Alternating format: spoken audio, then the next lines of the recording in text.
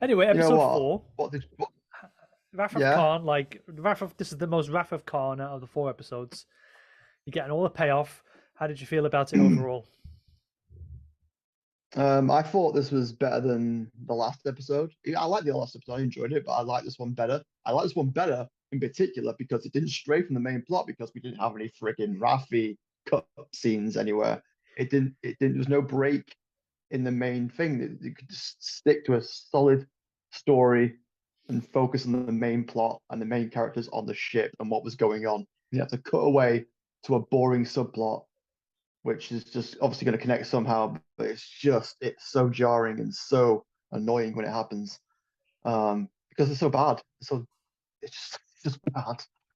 But this was good. It's good that it focused more on what was happening, what the events that were happening on the ship, which was better. You know, If it dealt with the situation as a whole instead of just cutting away all the fucking time.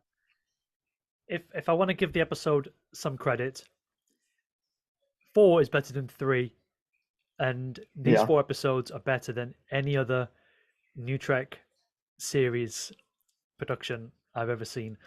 And episode 4 feels like a self-contained episode reminiscent of Star Trek TNG. I was going to say that. I had that written down on my notes. I Right. said I was going to say it to you like it felt like a Next Generation episode. In a way that there's a singular problem and they need to solve. Well, Yeah, actually, when I say singular problem, I mean with regards to the nebula, the overall problem, because you've got the yeah, changeling involved and you've got Shaw's upset, etc., yeah, etc., etc., and then you got Lady Vadik on the outside waiting for them. But the nebula yeah, overall is the overriding plot issue to overcome, because if they don't do that, then they don't succeed at anything. Just like the episode in TNG where they're stuck inside an asteroid field and there's a booby trap. It's called booby yeah, trap. Do you remember that episode where it shuts off the power and they've got to figure out a way of getting out yeah. without using the remaining power that they Vaguely have? rings a bell. Yeah, Right, because there's yeah, actually referenced in this episode where Picard is piloting on the way out through the asteroid field, and that's what Picard did in Booby yeah. Trap, and he surprised Data. Do you remember? He said, "Oh, you're using Did the did gravity of the starship to swing us out." Do you remember that? yeah? Did Okay, they use the same? Did they use no, the same screen? The same? No, was it? Okay, I thought it was. So I recognized the screen that Jack was using, and I thought, is that similar to a screen they've used in previous episodes? I don't know. It oh, might. I I don't don't know. know If what you're I'm, if talking I'm about. wrong on that, I don't know. No, I don't know what you're talking about. But The screen that Jack was using. Okay, so it okay. has hallmarks of a TNG episode for sure. What Yeah, else? I like the problem solving on the ship. I like the problem solving. I like the fact that each character had their own strengths and stuff towards the actual overall problem at hand in order to like solve what was going on. I didn't like Riker's little hissy fit in the middle where he's like, "Oh no," he's actually trying to stick to his guns, but then obviously he did see sense. So I thought, "What are you doing? There's no way out of this. We have to use the solution that they're talking about, which was like getting the energy from the waves and stuff like that, and using it to like get themselves out of there. Obviously, they could have blown them up or they could have been dead in the water or whatever, but it's better than doing absolutely nothing, which is kind of what he was sort of leaning on a little bit in that moment. Just kind of like, that's the last thing to do. What are you doing?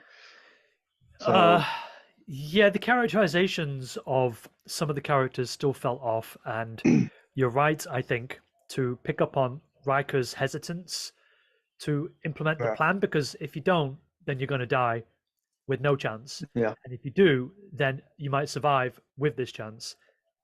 And he keeps being so reserved. yeah, And if you yeah, combine that with, he has a scene with Picard where he says, I've seen so much stuff in my life. I don't believe there's a life after death. And yeah, he's talking to Picard who actually died and came back to life. yeah.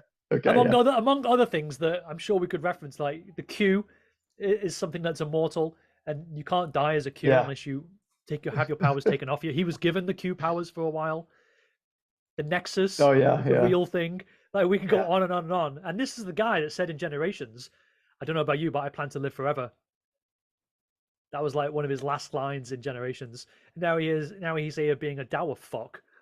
Because his Yeah, son died. it was some sort of weird stuff that's like going on because last obviously in season 2 they were just happy-go-lucky making fucking pizzas in the middle of the wilderness or something. and then Season next 1. time there's like now he's got all these problems. Yeah, was it season 1? Okay. And now in this it's like, oh, I've was me and Deanna, yeah. yeah, Diana is like, yeah, they're all like kind of having problems or whatever because of obviously the son's death and stuff like that. But it's just like I was all this in season 1 when you were like fucking making pizzas and being happy. For sure. Did you notice? Well, you had to notice because I explained it last week. Last week you had the flashback to them in the bar with the Yeah, de-aging, right? And then in this episode, yeah, they've got another flashback to when Picard was in the bar, the same bar. And yeah, Nitpicking Nerd pointed yeah, out that it just seems like he's a casual in his bar, casual, he frequents the bar a lot. And yet in season 2, yeah, he's looking at the bar like he hasn't been there in ever. And yeah, then all the cadets are just basically celebrating him being there. It seems to be like a Star Trek and a yeah, Starfleet bar, and they won't leave him alone. yeah. And he's trying to eat his haddock, and he's just happy to Does he tell like? Does stories. he have haddock? Does he have fish and chips? He's just there like, Yeah, fuck off. and they don't leave him alone. And I just thought that's really ignorant. In Yeah, a yeah. sense, it was like it was trying to understand the enthusiasm of the students, but to a degree that they're just Mm. plain ignorant of an old man who just wants to be left alone. And they don't want I to. call They just want to bull. hear. I call bullshit. He's there like, oh, I'm not one for telling stories. And I'm like, fucking, you're the main guy for telling stories. He used to tell stories on the bridge, and Riker and Deanna were like, "Oh, I'd like to hear I more know. about that." So you're always telling stories, you big bullshit. I actually think that scene, right? So this is where it seems contrived because they've put that scene in now so that you remember it now because it matters throughout the rest of the episode when they keep referring back to the bar when he brings Jack Crusher to the bar and then at the end he remembers. I think he remembers, or Jack Crusher remembers, or they both remember that they were in the bar Yeah, I together. think.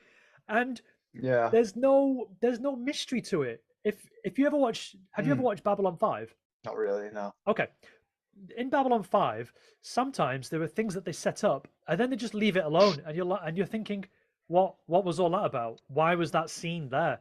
And then episodes Yeah. later, you find out what that was about.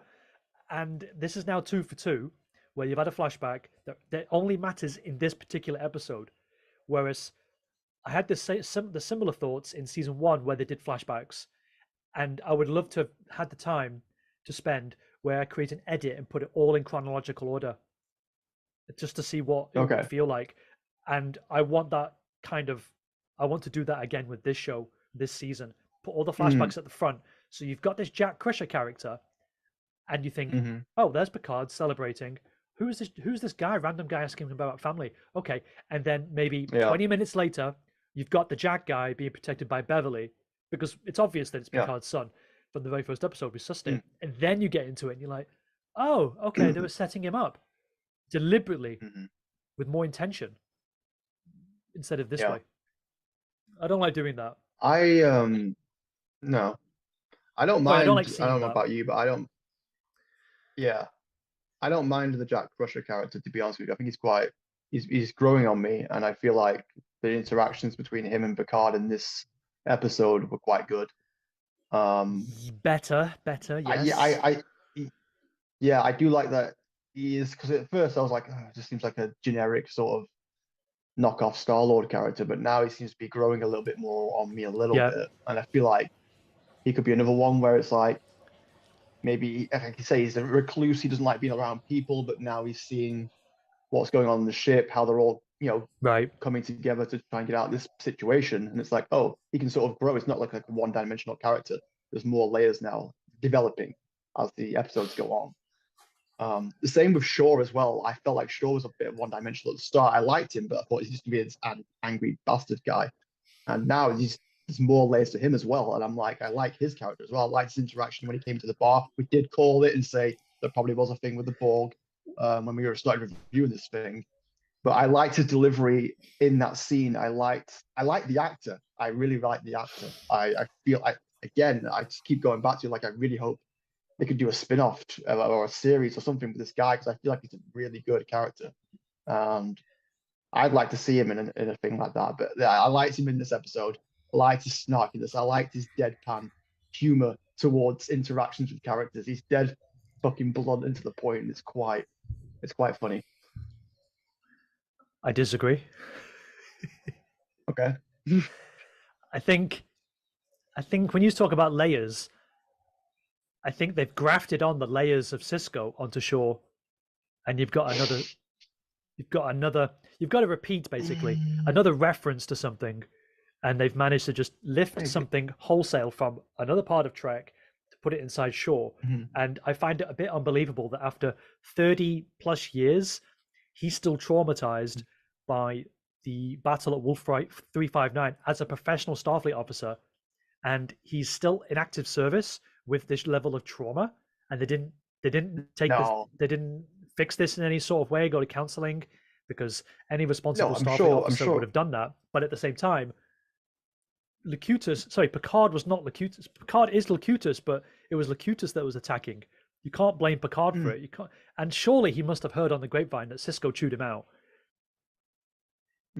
It's just a repeat. It's like we can't move forward. We've got to reference it. But interestingly, Picard doesn't deal with it. He actually moves forward. So Oh yeah. the show is kind of saying Picard is past it, but his victims aren't. But his victims really shouldn't exist, because it's not his fault. He was under physical and mental control. So Picard's like, and now I'm killing some more people. Look at my reckless behaviors. yeah, somebody pointed out, I can't remember who said it, but if Picard had forced Seven to serve on the Titan, then you would have an interesting subtext there, where it involves Seven more, the character, and her relationship with Picard, because then Shaw could feel animosity towards Admiral Picard for putting an ex-Borg on a ship with him, because it was the Borg that destroyed his ship in the Battle of Wolf 359. Yeah. So then you've got those characters in conflict with one another in a much more realistic way, rather than 30 years ago, you bastard. Shaking my stick at you, I you guess so. fuck. I mean, we can. It's easy enough to say, yeah, you'd be over the trauma and stuff like that. But I don't think you'd never be over traumas like that. If you were going into a situation like that, you would never be over that. Truly be over it, no matter what kind of counseling you were going to get and stuff like that. I was about to disagree, but you said, but I can agree with you when you said you don't know if you can get over such trauma. That's fine. There's horrible things that happen in this world right now. You never get over it. At the same time, this is the 24th century. That's supposed to be a utopia, and you have to believe that a soldier or a quasi-military officer has the mental fortitude to want to join Starfleet anyway, knowing the dangers that are out there, and then second, when he encounters the very dangers that he's been trained for, will seek counseling for such dangers, unless there was some kind of biological affectation. Let's say he got infected by a virus that weakened him, and his mental strength is not as strong. At the same time, if that was going to happen, then he shouldn't be in command of a starship. There's too much going on there to just play it out like a normal CW drama. That's all I'm saying. When you consider that he's a quasi-military officer, and you have to be trained, it's like a fireman he's going to get traumatized by jumping into a fire, but that's the job he wanted. But then there's counselors on hand who deal with those kinds of things. But there's like, that was a unique situation in fact that, like, I mean, how many people were lost that sort of battle? There were like 11,000 or more of Starfleet people were lost on that particular battle, right? Or so many ships were lost. But even just before the Dominion War, sorry, not the Dominion War, the Borg incursion, you had the Federation Cardassian War, which is where O'Brien's backstory kicks in, with Robert Maxwell with the ship shooting Cardassians. But then you also had the Dominion War. So there should be a wide breadth of experience of support counselors and whatnot to medicate this guy in some way, whether mentally or actually physically with pills. But then he wouldn't be allowed in service. Right, It's like survivor's guilt is different. survivor's guilt though. It's This is slightly different, but alright. then It's the same. how come that hasn't been remediated by some kind of medical professional? That's all. Okay.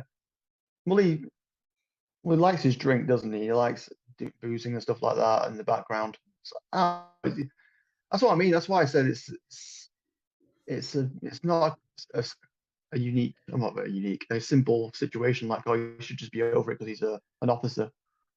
Oh, I'm not saying he should be over it. I'm saying that the system in Yeah. place should allow him to overcome and live with those things. And if he can't, then why is he in active service? That's what I'm Yeah, but saying. plenty of soldiers and stuff have like PTSD and stuff like that. Yeah, I get Even that. now, and there's outlets out there now for these soldiers to get over grief and like traumas and stuff.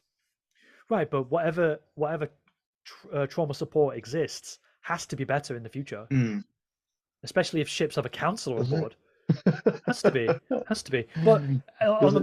with regard to the alcohol, don't forget that everyone has synthahol, so it doesn't have the benefits of normal alcohol. Okay. Doesn't make you drunk, but it gives you the high. All right. He might have his own cabinet. Thank you for not saying you're overthinking it. Thank you for not throwing that at me this week. You're overthinking it, Jonathan. No, no. It's a discussion about a situation that's real, isn't it? Really, because it's a real life basis in terms of what this character is. PTSD, trauma in wars and stuff like that, going Yeah. through battles and stuff like that. It's a real life thing. So Okay, but we have to extrapolate we can't really. 400 years into the future, though. Yeah, Staying on shore, I kind of liked how he explained what a changeling is to Seven, but at the same time, why doesn't Seven already know how a changeling operates? And it goes back to what I was saying about Worf over-explaining shapeshifters, and now the show is doing it yeah. for our benefit through Seven.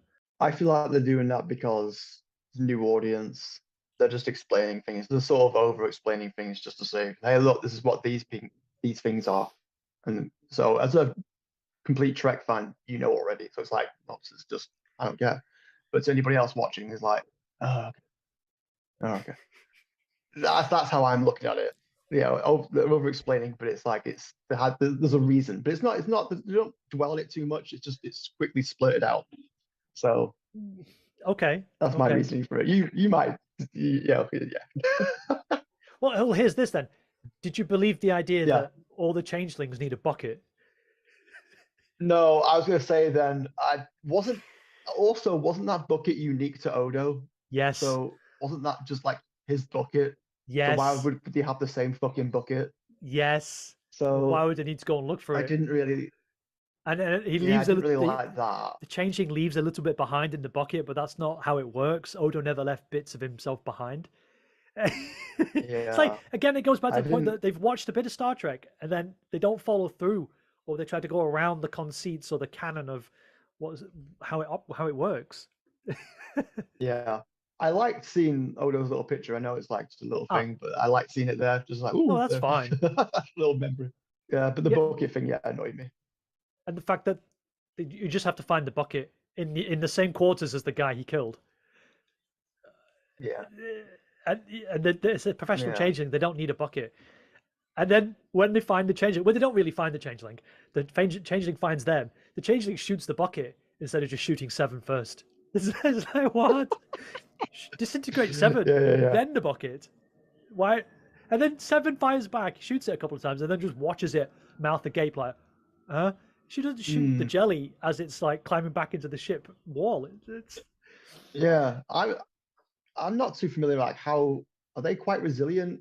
Can they take a lot of fucking hits like that? I'm not entirely too I sure don't about remember changelings. I don't remember a changeling getting shot other than Odo, who got shot in that mirror episode where he just exploded with one shot. But that was a Bajoran or Cardassian rifle with phasers. I'm not sure.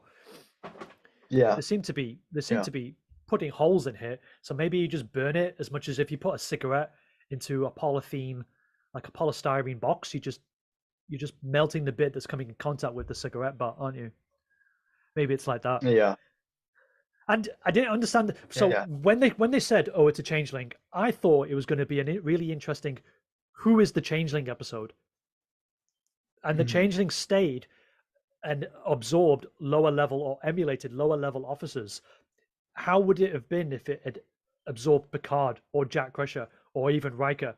And you have this conflict of You, interest, or even Shaw, and it doesn't go yeah. anywhere.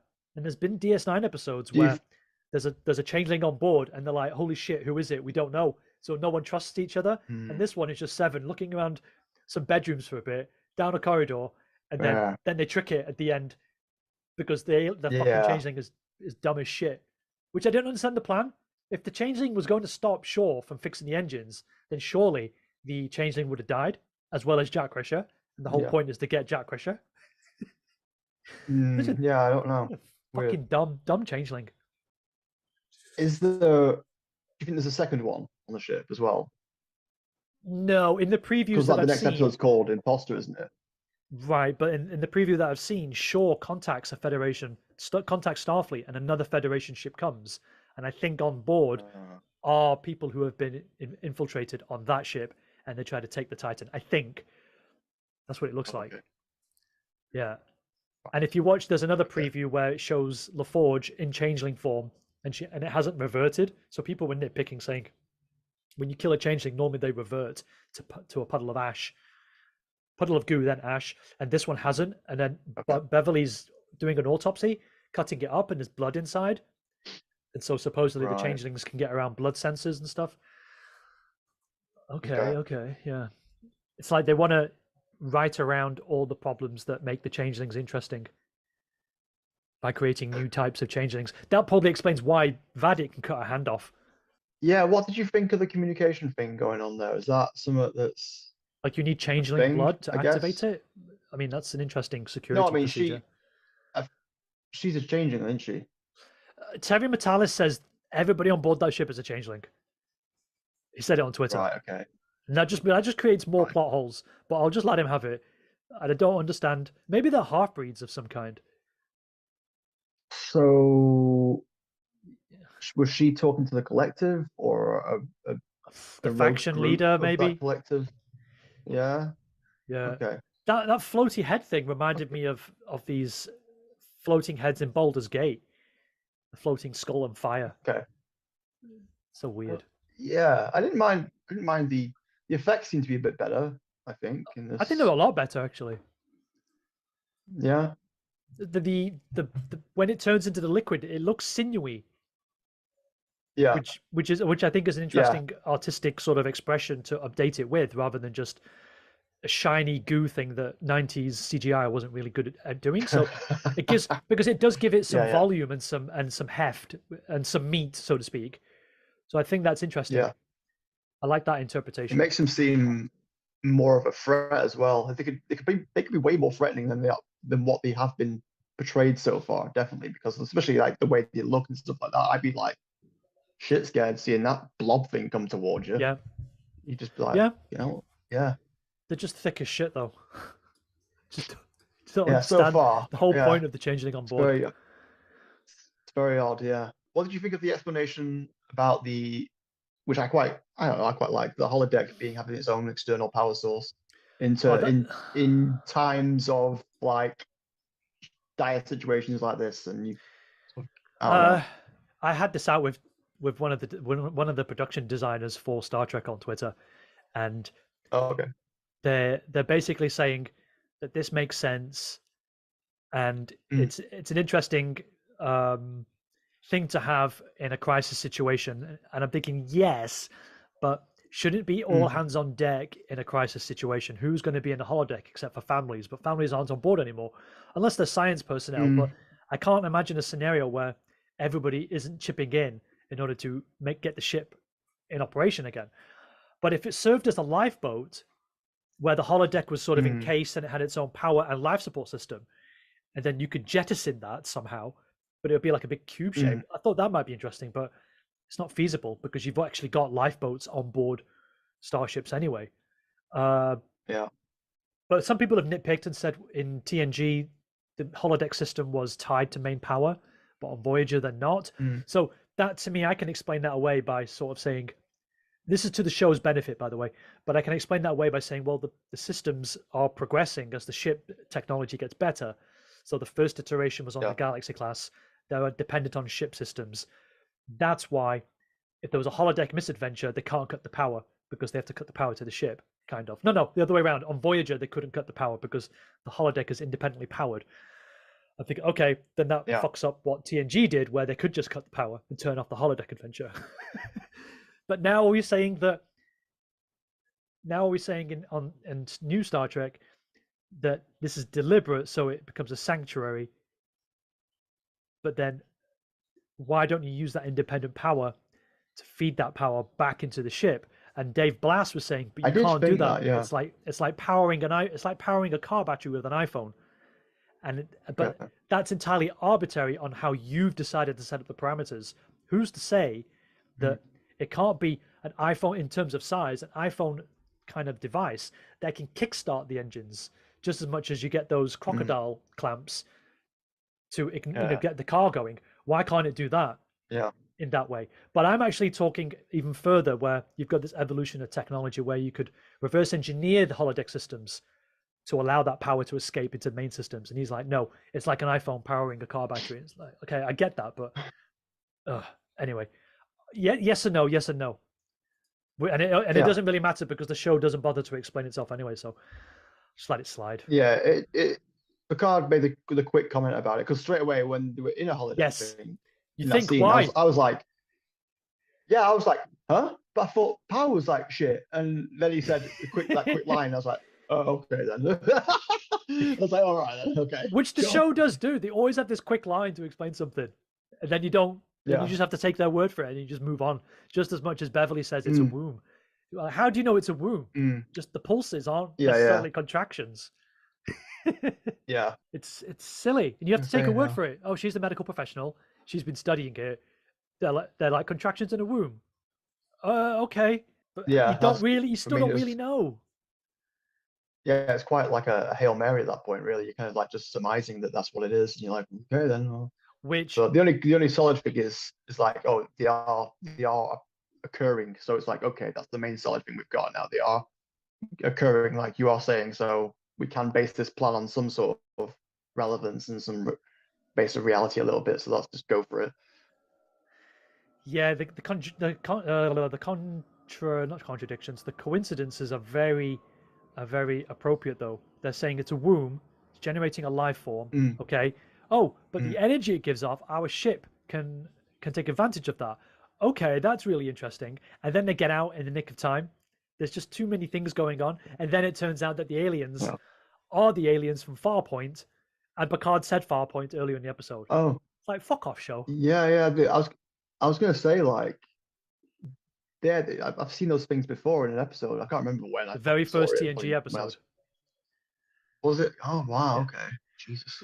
Like, it's again, you're making the universe super small because now you're explaining where those aliens are breeding. But why specifically those aliens? Why don't you just create new aliens? It's another fucking callback. I suppose. But Odo's bucket, Cisco's trauma. Yeah. On and on with callbacks. We are living in an age of, like, obviously memories and stuff like that. But I feel like, again, just to the show's defense, which I seem to be constantly doing with you, it's just like this guy is just repairing what season 1 and 2 tragically did, and it's hard, I guess, to do it. And plus, I feel like they're trying to like not mention Picard's not really in his body anymore. It's like a robot body. I really think that's a massive mistake. They probably just regret doing now. It's just like, get out. So it's just like, yeah, it's Picard, but it's just the essence of him in this robot body. Right. It's like, why did we do that? Why did we do that? You can't even. How can you get around that? They've already done it. So it's like, well, go back to Riker very quickly. Riker's talking about how they went to that planet to look after their son because there's some kind of regenerative effect, so it wouldn't kill him. And yet, in Insurrection, the movie, there's a whole planet that has been proven to make you younger. So why didn't they go to the Baku planet? But that's a season 1 problem. But that would have extended his life, his son's life, and then he wouldn't be so sort of nihilistic. And then only at the end, he's at the spiritual awakening when he realizes that they escaped and there's all these aliens, baby aliens floating around. They didn't. I think they could have. it needs another draft done on this episode, especially with Riker's characterization in these last 2 episodes overall. He's just not consistent, and he's still resisting, even though in episode 3, sorry, at the beginning of episode 4, he realized he was wrong, and Picard was right, Yeah. and he's still resisting. He's still got this attitude where it's in conflict with the plot. It doesn't make sense that Riker would do that. Did you like the little obviously Picard's back in the captain's seat, they're all on the deck. It seemed a little bit lighter, the color palette, and a bit more hopeful, and they were going to get out and stuff like that. Did you like the little scene there of that? And it had the musical tones from TNG, I think, in that scene as well. And he said engage, and he actually was engaged, as in actually going. It wasn't actually firing a fucking torpedo or some shit. It was actually the right thing. It was like, not course, really. Again, not really. Just no, okay. It's like Right. it's like when you have sex and you're not really aroused in having sex. It's like, okay, I had sex, but I wasn't really into it. You're fucking hard to please. You are, Jesus. I am. Christ. But you got to admit, I am better sort of with my feels this episode. Yeah, I feel like this is probably one of the best. Like you said, it is probably the first few episodes, the first 4 episodes that have been felt more like Trek-esque than any one that's been put recently. So that's a positive, if anything. It's a step in the right freaking direction for a kickoff. Yeah, it's just got some gaping holes in terms of plot logic and characterization. But I do have one good thing to share with you, which I didn't even reference. I didn't catch it. If I get a reference, it annoys me. So if I don't get the reference, then I think to myself, then they've done their homework and they've made a reference that is subtle. It's not on the nose. We don't need to know they're leaving space dark like Star Trek 3. We don't need to know that Shaw is like a Cisco facsimile, blah, blah, blah, blah. When Riker picks up the rock as they're flying out and they use the tractor beam and they fling it at the Shrike,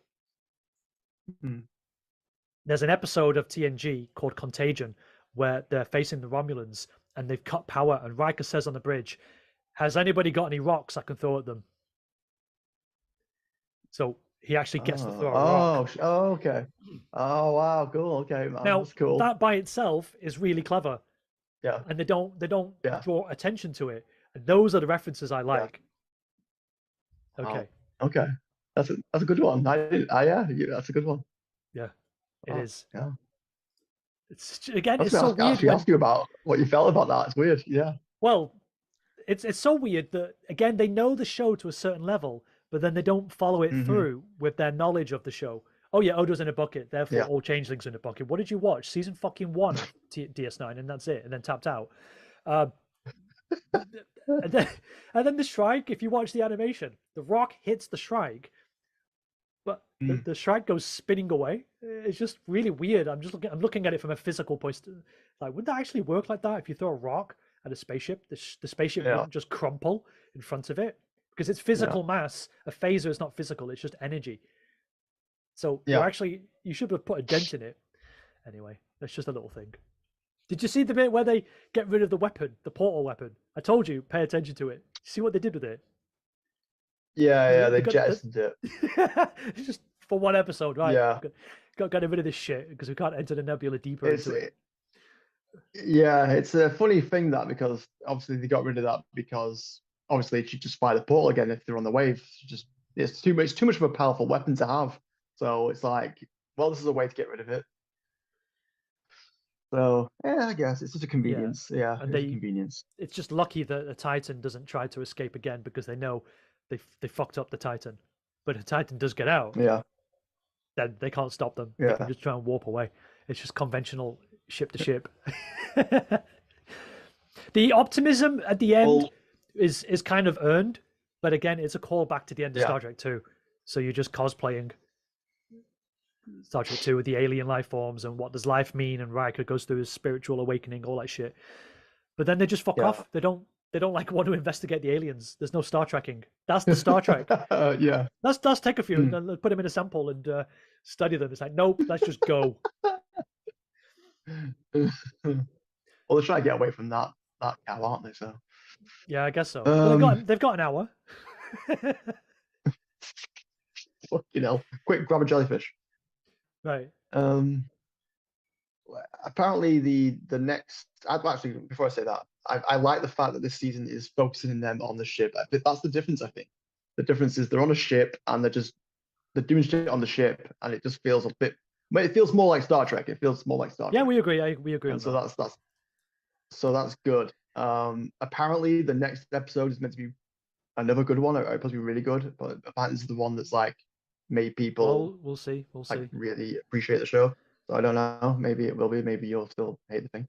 Well, I'll find out within You 12 don't hate it, hours. but you know. Oh yeah, you get the okay.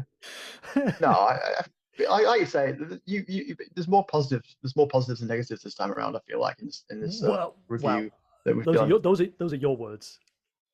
No, those are mine, but I feel like last step, I thought you're shitting all over this fucking thing from No, one no, to no. three, Let but me now let me. four. There's a little glimmer of hope. You said there's more positives than negatives. I'm saying there's more positives, but the negatives outweigh the positives still.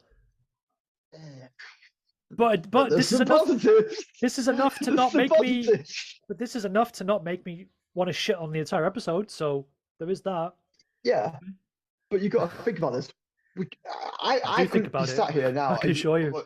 From season two, I could not have dreamed of sitting here now and going, "Oh, I'm gonna rate and watch a Picard season and feel have any positivity about it at all." So this is a huge step up in my view. We've got 1 minute left, so let me ask you this question. These 4 episodes are basically like a movie, self-contained. You don't have to watch the other episodes in a way. And they've said it's like having 3 movies in the entire season. But would you want to watch these 4 episodes again as a self-contained thing now that you've seen it from beginning to end? This episode just gone. Yeah, I could. No, all 4 as a Episode four, I movie. could. As a movie. But then, okay. All That's an interesting answer. four. Okay. I don't feel like I feel like you could probably start the season. Unfortunately, you could probably start the season on episode 3, and you'd be caught up. I reckon you'd be caught up pretty quickly. I agree. I feel like 1 and 2 is like you don't really have to. You can start the season on 3 and then go from there. And cut out the Rafi shit. So yeah. Okay.